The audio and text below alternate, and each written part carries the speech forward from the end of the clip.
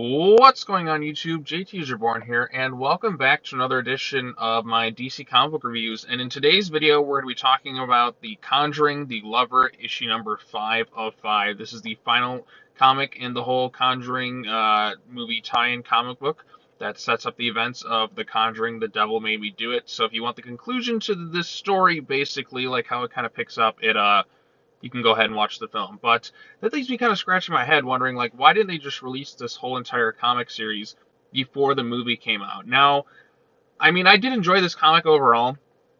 I thought the 5 issues and the whole backup thing was a nice change of pace from what I'm used to reading, and I thought it tied into the Conjuring universe quite well, but there really isn't a good reason why this didn't come out, like, before the movie. Yeah, it kind of gives some plot elements away and kind of teases things, but it's not like it gave away the entire movie, so let's go ahead and get started.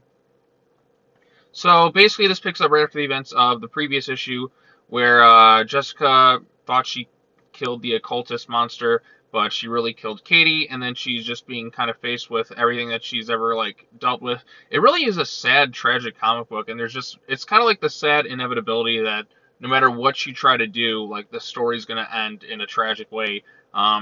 There's no hope in this story. It is definitely a big downer. Really, kind of every issue in The Conjuring, the Lover is kind of a bit of a downer, but there is hope if you do watch what happens in The Conjuring, The Devil Made Me Do It. So basically, she comes toe to toe with the whole thing, talks about how her relationship with Katie was and how it was love was meant to be.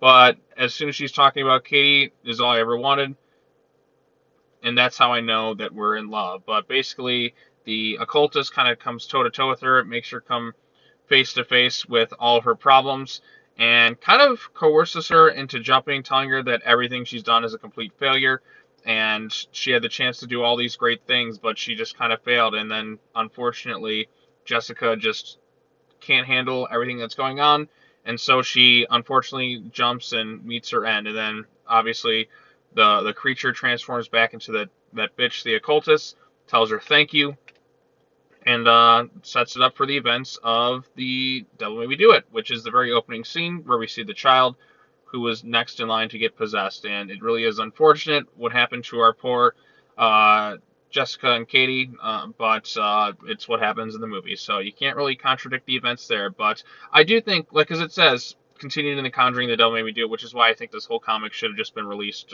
before the movie. Why it's being released now, I don't know. Was there an issue with the release schedule? Was this movie originally supposed to come out in October?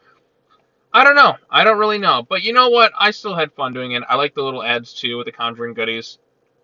Then we get the final storyline in the whole artifact room thing that tells the story of the occultist's Chalice and how it kind of came to be in her possession. Basically, they kill somebody, and that's how she get it. It was already part of this whole sacrificial thing, and it kind of leads into the events there. Then there's like a little advertisement for some kind of hokey Conjuring universe stuff. And yeah, just some ads for other things, and that's pretty much the whole comic in a nutshell. I mean, if you've seen the movie, you kind of already know what happens. Not much in terms of progression of the plot.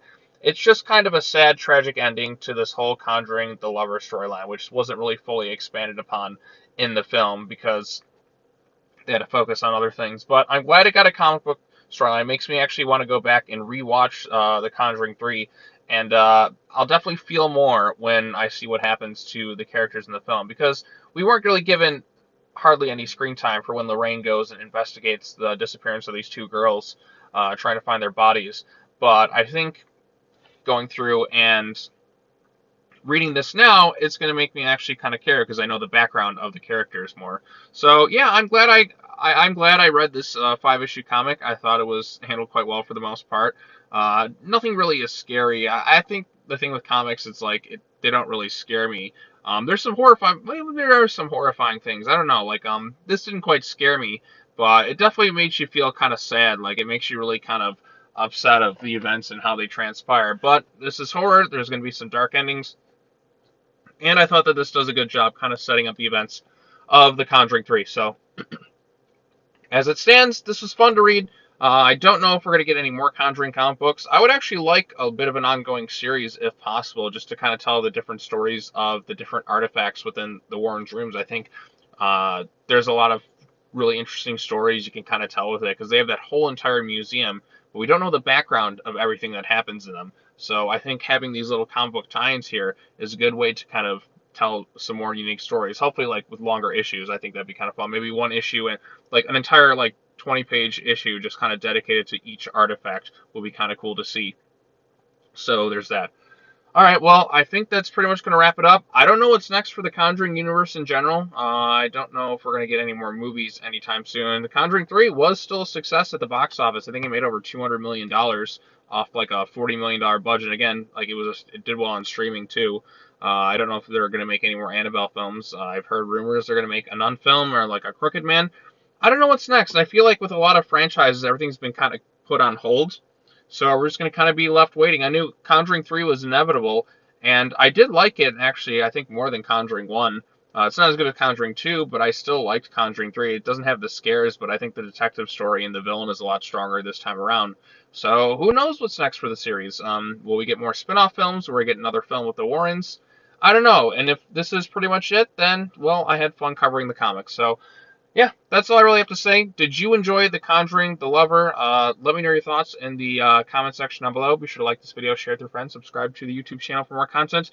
And as always, take care now. Bye-bye then, and I will see you all in the next video. Peace.